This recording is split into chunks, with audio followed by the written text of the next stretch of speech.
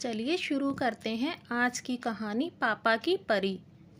एक बार की बात है, एक पति अपनी गर्भवती बीबी की बहुत देखभाल करता था और हमेशा उसके खान पीन का भी ध्यान रखता था। एक दिन उसकी बीबी के मन में एक विचार आया और उसने अपने पति से पूछा, आपको क्या लगता है, हमें बेटा होगा या बेटी? तो पति बोला, हमें बेटा हो या बेटी बस स्वस्थ होना चाहिए। हाँ, अगर बेटा होगा तो मैं उसे सब सिखाऊंगा। तो पत्नी झट से बोली, अगर बेटी हुई तो क्या आप उसे कुछ नहीं सिखाएंगे? फिर पति बोला, अगर बेटी हुई तो उसे मुझे कुछ सिखाने की ज़रूरत नहीं पड़ेगी। वह सब मुझे दोबारा से सिखाएगी, क्या पहनना है, क्या खाना है, कैसे खाना है, क्या बोलना है, कब बोलना है। इस तरह वो मेरी दूसरी माँ होगी।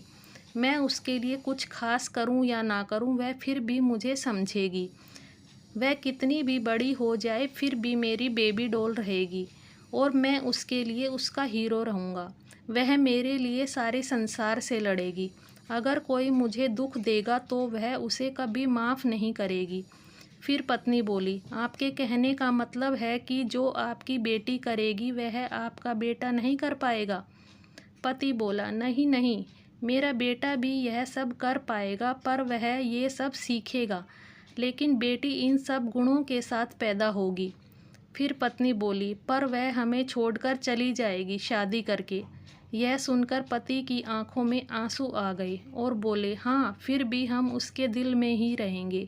हमें तो सुख में साथी चाहिए, दुख में तो मेरी बेटी अकेली ही काफ़ी है।